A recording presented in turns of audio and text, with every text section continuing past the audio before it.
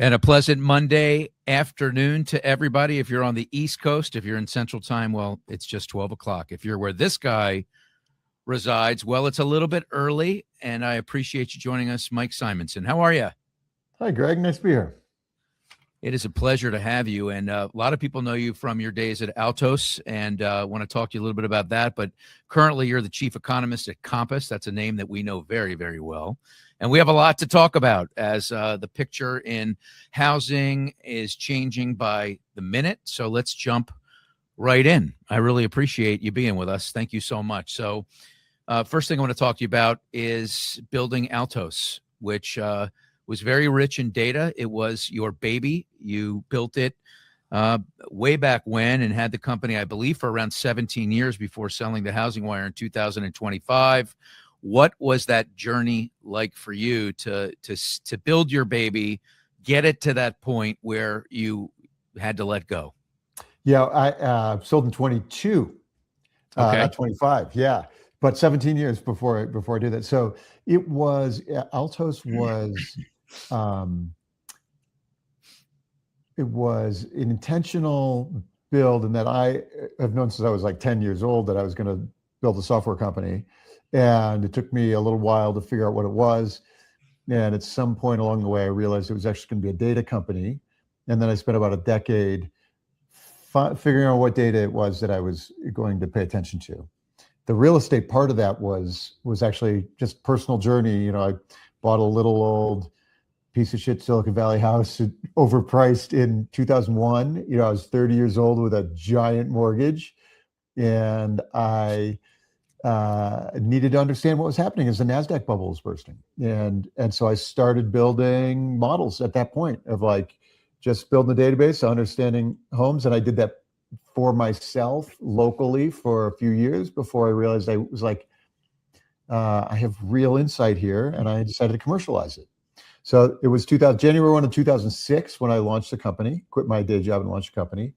And 10 days later, Zillow was on the front page of the New York Times with their launch and $100 million of venture capital. 10 days after I had quit my job to go start my company, like it was in the zeitgeist at that moment to really, we finally had hit a stage where we could really understand the housing market. How should people think about Altos? So at Altos, what we did was we said, we're going to just track every home for sale in the country every week. Most housing data is really old by the time it gets to you. It's like a house is on the market now. It gets an offer in July. It closes in August. You start hearing about it in September. But I can tell you right now what's happening. You know, I can tell you where it gets listed, when it does a price cut. Like there's all this signal in the active market that was never... that before we started doing that, like didn't exist. Like people only, they could tell you what sold and how much it sold for, but they couldn't tell you, like nobody could tell you the days on market for high-end homes the day before and the day after Lehman Brothers broke.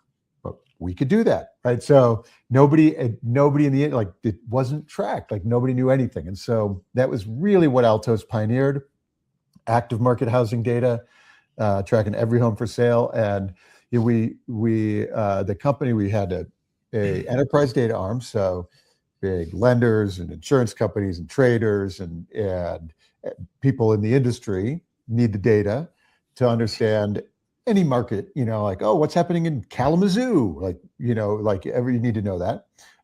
And then the other half of the business was for realtors and LOs who need to be able to communicate to their clients, this is what's happening. So it's market reports for those folks. That's what the business was. So you had data that no one else had, and now we're entering a world where we're back to not having some of the data that you referenced, right? And depending on where you're working, days on market, price cuts, things like that, right? And I know that you're chief economist for Compass, so it's a little bit tricky there. But do you want to give any thoughts on that and visibility or lack thereof that clients have in this new world? Yeah, I have been in the industry long enough that I watched that, and my initial reaction was like, oh, hiding listings is scary. In retrospect, as I watch now, I've been with Compass for almost a year and watch how agents use the private, exclusive, and the coming soon systems. It turns out it's not actually hiding anything. There are a couple of days or weeks of pipeline. It contrasts with, for example, there are homes all the time that are listed, they don't get offers, they get withdrawn for 30 days to reset the DOM. Like these, they like happen 1.4 million times in 2025. Like these houses are for sale, but they're not listed. So in retrospect, now that I've been inside Compass for almost a year, I can see why these systems need to exist and that they haven't existed before. So I look at, in fact, the developments as it's not actually impacting the analysis in terms of like what Altos does. And in fact, it is that the work that Compass is doing is like meeting a need that every agent and every seller needs already, because they already do this a million times a year. Yeah. Well, let me ask you just how fast it's happened. The private exclusive and the less visibility, like all the years you've been in the market, and as much explosive visibility growth as you've seen over the years, to see it now heading in an opposite direction. Just reflect on that. Yeah, and like I said, I don't see it actually as heading in an opposite direction. I don't see it as I mean, I used to see it that way until I saw it in practice up close. Right. And so as an outsider, it was very easy to, it's like I'm in the same mode as everybody is. Like it's really easy to go like, oh, these are hidden. But it turns out, they're more visible than the normal practice. And the normal practice is so normal we don't even think about it, which is like more visible if you're in that ecosystem, right? You have all the visibility. Right. No, for like clients, for buyers and sellers. Yeah. If I'm buying a house and I have a Compass agent, I have visibility that no one has potentially to a pool. Right? Well, I think what if you're buying a house and even if you don't have a Compass agent, it's like a small window where it's like an office, and there's office exclusive, and pocket listings, and all of those elements have existed forever. And they're just poorly executed before Compass built the system. So that's how I view it now. And I appreciate that. It's been my, that's what I've learned. Like, opened my eyes. Like my priors were, it's like super easy to take the like, this is, hiding. But it turns out that it's like real well executed marketing strategy. And it took me a little while to figure out, like, what are we looking at? Why are agents doing this? What is the client benefit here? And I watch them do it. I go, aha! I see I see the reason. You had mentioned cuts, so I had to dive in there. I'm actually not done talking about HousingWire, and then we'll get into to what's going on right now in the housing market, because it's really for sure quite fascinating. Just I'm a big fan of Clayton Collins. Got to know Clayton very, very well over the years, and Leslie, and I'm sure you spent time with both of them. Took him to the Kentucky Derby with Leo Perea, the CEO of EXP. We just had the greatest time, and he's such a smart guy, isn't he, Clayton? Clayton's real deal. I really enjoy working with Clayton. He is a smart leader, has grown a neat company. When when he called me about acquiring Altos, it was I thought of it as a terrific fit. I known Clayton for 5 or 6 years before that, when he was actually in the process for building HousingWire, acquiring HousingWire the first time. So we'd talked way back then. So we'd known each other, but the vision of Altos being the data company and HousingWire being the media company, they complementary. The data is the media, right? It is the story, and the reach of HousingWire as a media company really helps the reach of the data. So the synergies are just terrific. And then business model wise, the advertising business goes like this. The data business is much more stable, and so together it's a really complementary business. And they've done some great things. Yeah, their intelligence platform is really good too. Of Keeping Current Matters, KCM, which was KCM is is actually right in the middle. They are a media marketing company that relies on data. KCM was an Altos client for many years, and so that really is a next phase for the HW Media, the Housing Wire family. How often do you agree or disagree with the things that the great Logan Matashami puts out there? You can't agree on everything, right? I mean, we all can't agree have on our everything. What I've noticed is that over time Logan's really excellent. He's encyclopedic with the data. And he is not afraid to let the data change the story for him. And that's one of the things I respect about him. And so he's watching it, and he has strong opinions, but also he changes them when the data changes. And so he's a lot of fun to work with. And he's the chart daddy, baby. He's the chart daddy. That's part of my ritual in the morning, listening to the podcast with the great Sarah Wheeler. Love her too. Yeah. Terrific. That's great. Like, understand what's happening. Yeah, for sure. No, Housing Wire is getting a lot of love today. Just curious, from the moment Clayton called you, made that first call until you closed, how long did that take?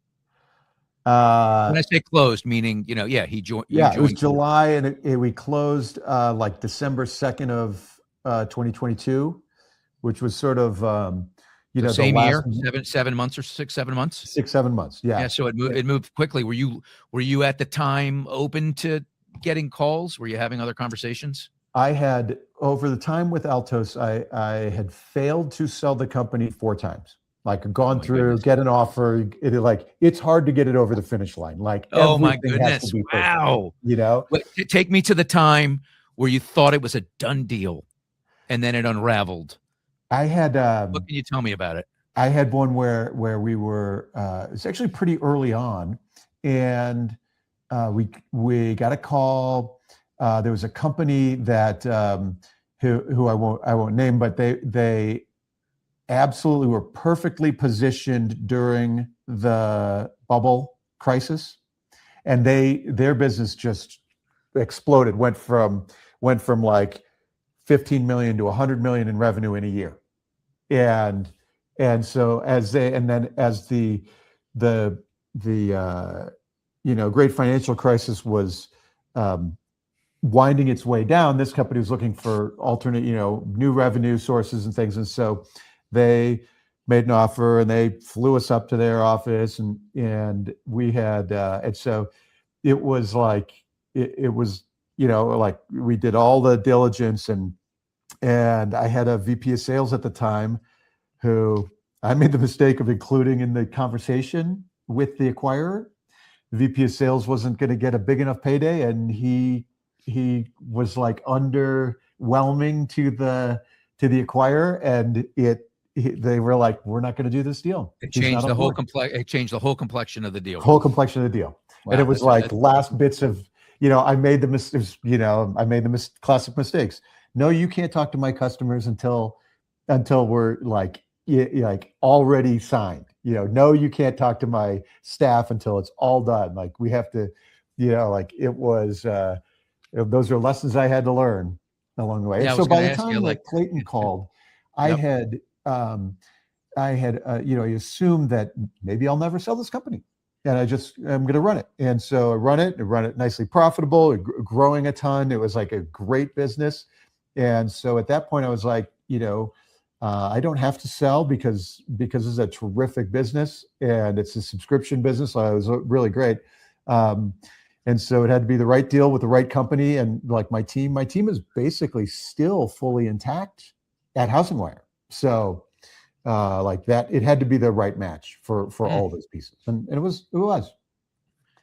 So what's the biggest lesson you learned about being an owner operator from the whole experience over all those years? Like, what's a takeaway? I went through deep personal crisis that many entrepreneurs go through, and I had to take specific internal action to that. Like, I did all the internal work, and suddenly the business explodes because Like I do the inside work and all of a sudden the outside That's work. hard to do. That's hard to Yeah. do.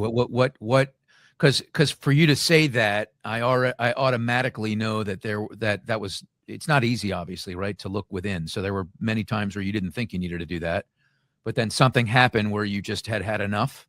Yeah. Care to share what that moment was like, without getting too deeply personal?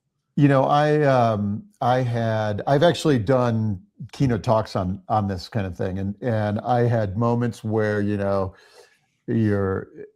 unmotivated, and then sales fall, and then cash dries up, and all of a sudden you got to figure out how to regain. I had to figure out how to fall in love with my company again, and I had to. So the work I did specifically was I focused on 4 neurotransmitters inside me: serotonin, oxytocin, dopamine, and cortisol. And each of those corresponds roughly to emotional states. And so I needed more serotonin. And I literally went on a plan to boost my serotonin so that I would, because when your serotonin is your feeling of joy, but it's also confidence. It is when when my serotonin is higher, and you ask me a question, my response is faster. And now you're less likely to object in a sales call. And all of these things that cascade really well. And so I created a plan to boost my serotonin, and it absolutely changed everything in my life and my company. Wow, far out. Who knew? I appreciate you sharing that. So fast forwarding to I think the reason I mentioned 2025 is I think that's when you officially were not a part of the transition, right? So we did the transition from management. I was with Housing Wire for 2.5 years. Yeah. So how does Compass enter the picture? So I do a video every Monday of the market data, like here's what's happening in the market, and when I left, I did one last video. So this will be my last video for Housing Wire Altos, and I've been doing it for years, every Monday. And it turns out that Robert Refkin from Compass is a fan, and he would watch my videos, and he literally called me the next morning, and I was ready to go, like, launch a Substack business and go have a new thing. And he called me and he said, I talked to him before, and so I knew he was a fan, but like he watched the quoted the things, but he said, you should come do this for Compass, be the chief economist for Compass, represent this company, help the world understand what's going on in the housing market. And there are not a lot of companies or leaders that I would have said yes to in that case, but Robert's a compelling guy, super charismatic. He's building a neat company, and he's got an A team, and so it was really easy for me to go say, wow, yeah, heck yes, let's go do this. Was that instant yes, or was it let me sleep on it? It was absolutely, let's talk. I needed to understand the where am I sitting in this organization? What's involved? What am I? Yeah, I understand. So I get it. So you got to, first your interest is peaked, but then what are the details? What are the details? For sure. So you work through that, and then so now you're at Compass. Sorry, this has been amazing. So that was May that I left Altos or left Housing Wire, and that was a Monday, and on Tuesday morning at 8 a.m. there's an email in my inbox, and I think it says a lot about Robert because had he waited 24 hours, I would have already launched another company. Like I was ready to hit launch on the Substack business. So how do you describe Robert? So I mean, like I don't know him at all, but you ask 100 people in real estate, you'll get 100 different answers. He's polarizing in great ways, and depending on whose eyes we're looking through, in not so great ways. What's fascinating about him, and so he's like super driven. He is relentlessly supporting his agents. He is on the road and with them all the time. Those agents are what he cares about. It's amazing. It is. he is just a machine with how much he cares about those agents. And, there's 300,000 of them now. It's, was 30,000 Compass, and now it's all of the Anywhere brands as well. And he is a machine in supporting and building the systems for those agents.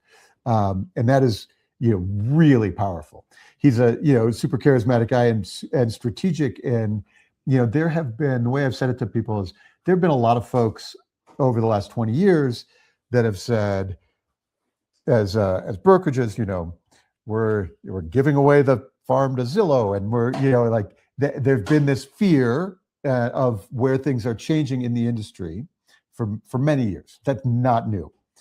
What's new is that Robert is the first person with the guts and the capital and the technology stack, the full system, to go do anything about it, and to go like, we're going to go build the system that helps these agents perform.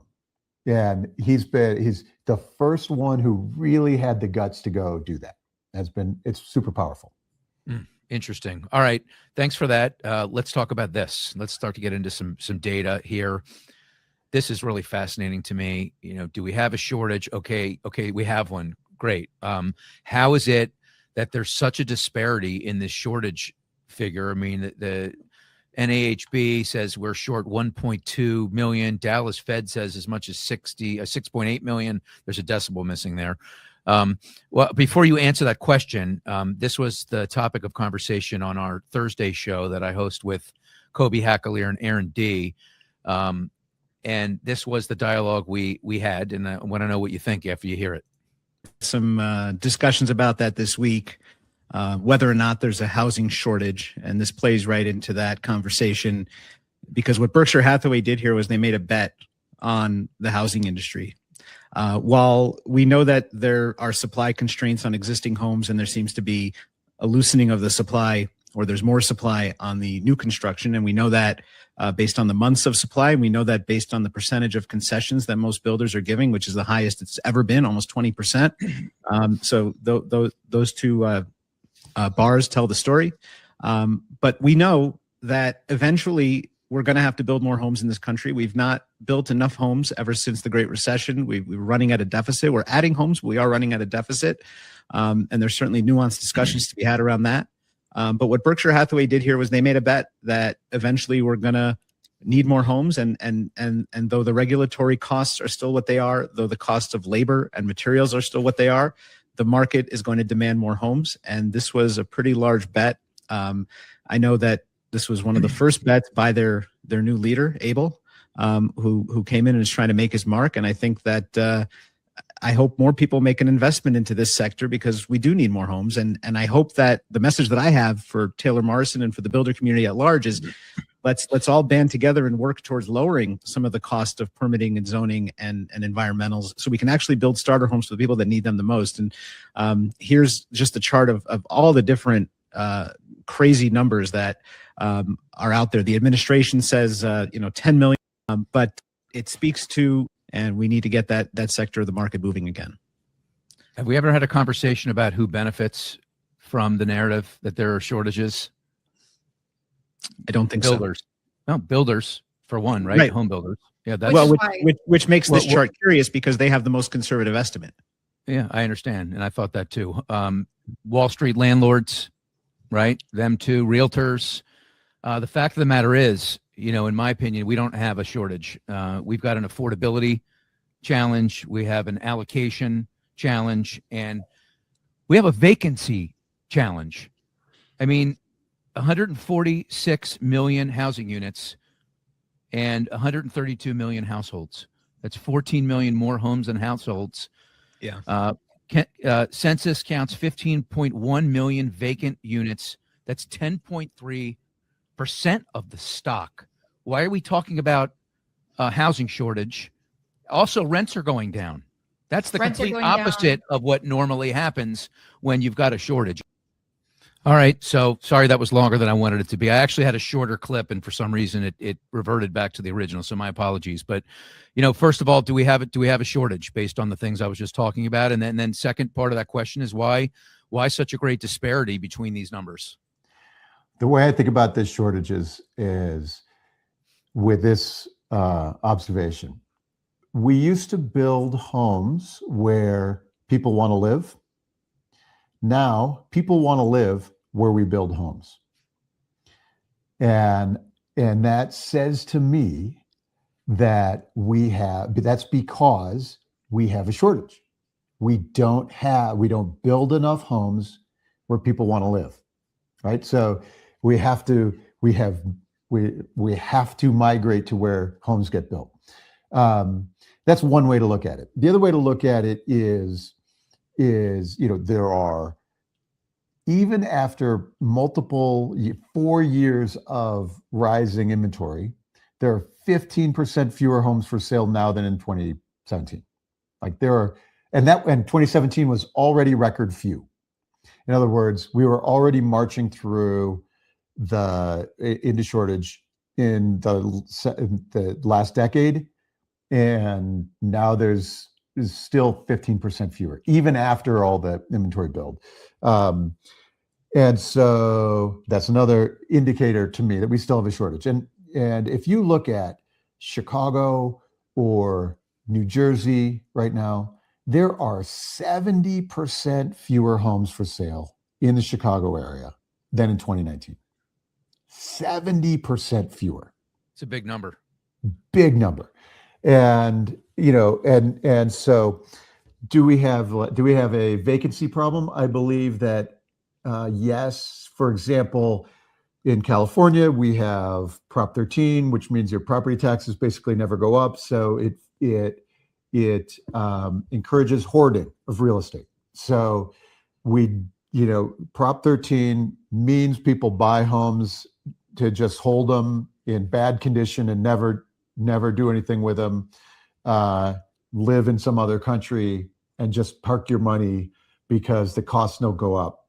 And so, yes, that is also a factor for housing affordability and could alleviate some of our problems if we didn't have, things like property tax laws like Prop 13, which is really distortive to the. So that's your assessment about an allocation problem or a vacancy problem. I think those are both also factors. And well, you're true. saying I have a point on allocation, but it's the wrong point. We're not putting up the houses where people want to live. That's also a form of allocations. That's interesting. That's right. Yeah, Mike, it's definitely, they're all related. What is going on in Florida? I mean, I've read something the other day that's like 14% of housing stock is in Florida. You've got the tightening condo regulations.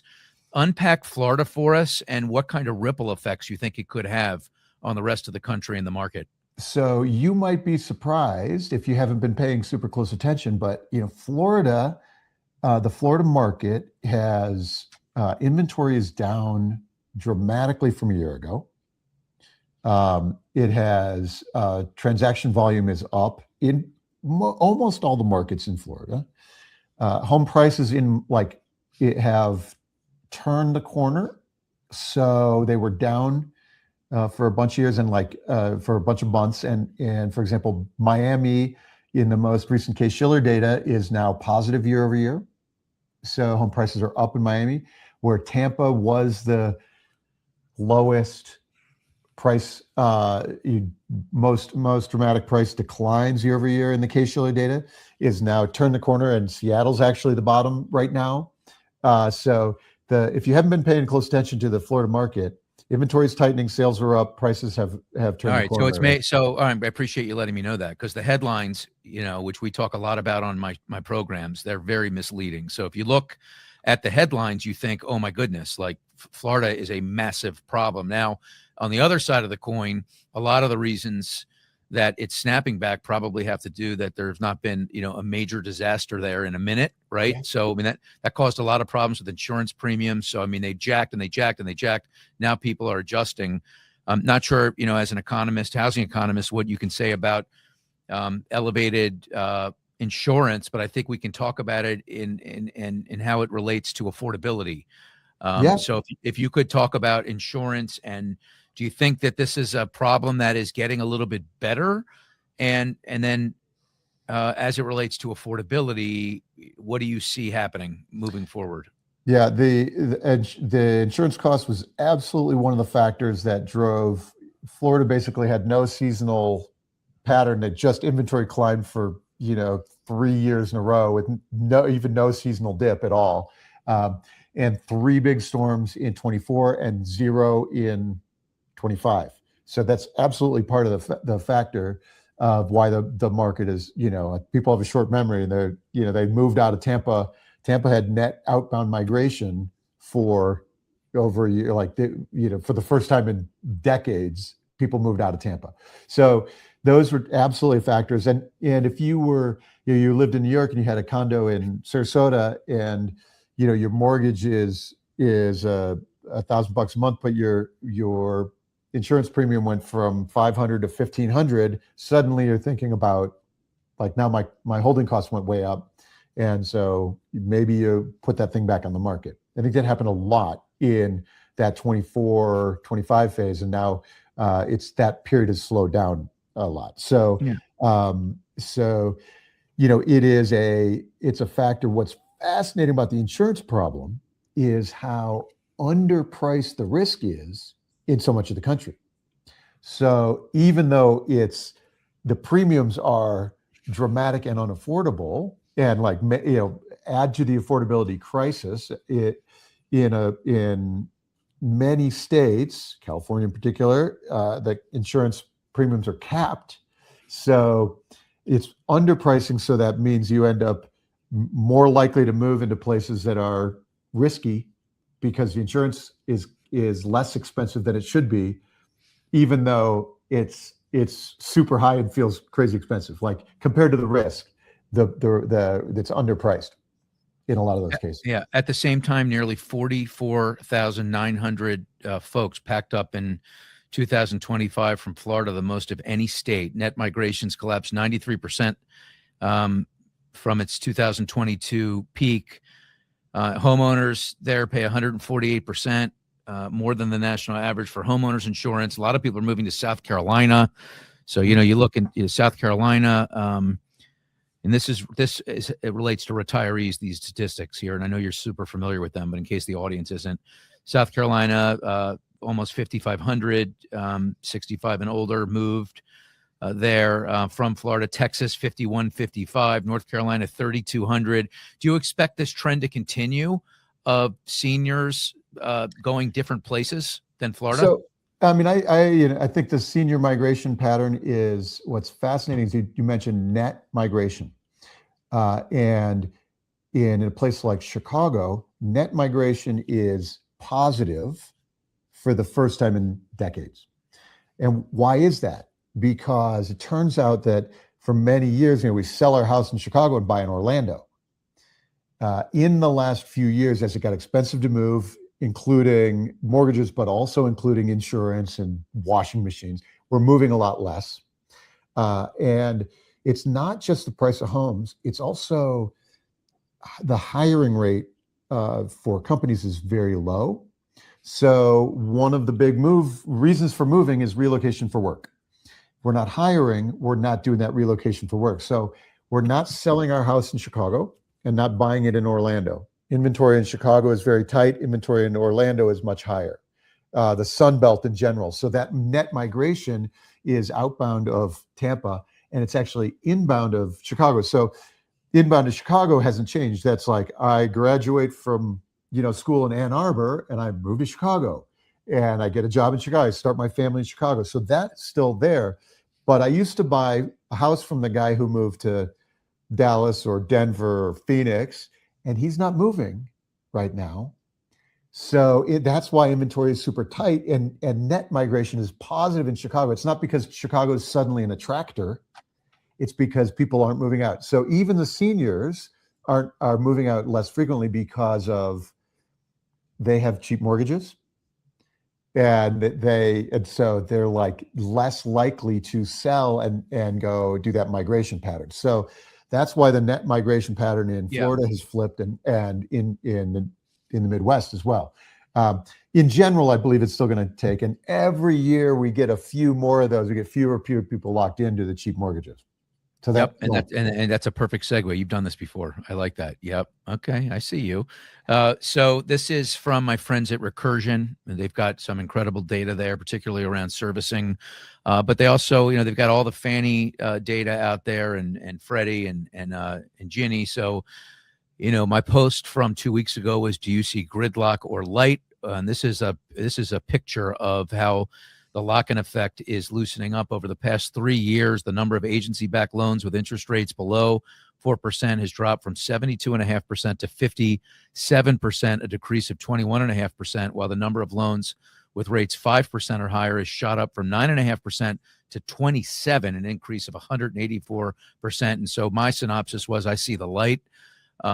When you see this, do you see gridlock still, or do you see light, and why? No, I see every day there are fewer people locked in. If you have a 6% mortgage or 6.5% mortgage and you get a new job offer in Phoenix, you can move and not have a higher mortgage payment. So there's every day there's less and less lock-in, and we did some work with the economics team at Compass about Jonah Coast, who's an economist who's on our team now. He did, when he was with FHFA, the original research on the lock-in effect and how much. So Jonah's work tells us how much that decays every year. And so by his estimation, there are 870,000 sales that didn't happen this year because of lock-in. I got a super cheap rate. Next year, it's 820,000. So that decays with 50,000 people each year.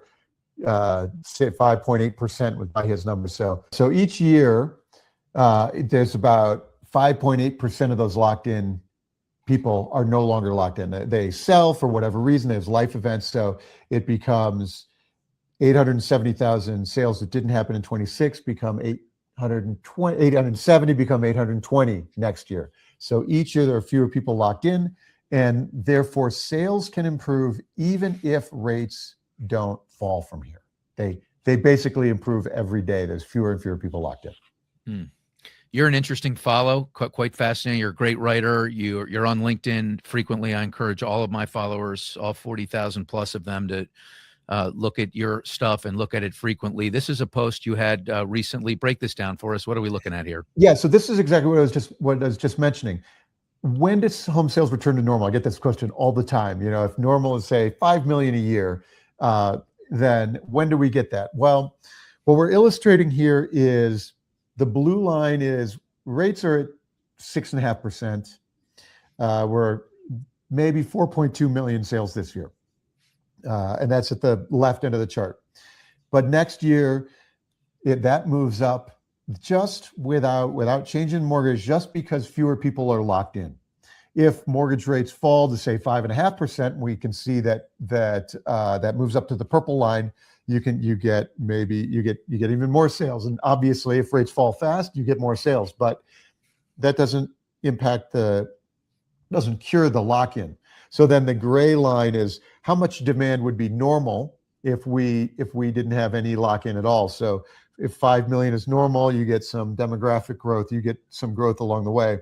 So what this shows us is that if we're lucky and we get a little bit of rate decline over the next couple of years, and we get a little bit of this, the lock-in decays, that you can see that maybe 29, we start crossing over that 5 million sales rate. Even if we don't really have, rates don't have to fall to 4% or something to get the market moving again. There will still be plenty of people with cheap loans that choose to be locked in, but each year we get a little bit, so that line goes up, and that's what that is showing. So maybe 2029, by the time we get to, back to normal. All right, let's flip over to this slide that you shared on LinkedIn. Yeah, so we're just looking at days on market by year. So you can see the normal seasonal curve of each year.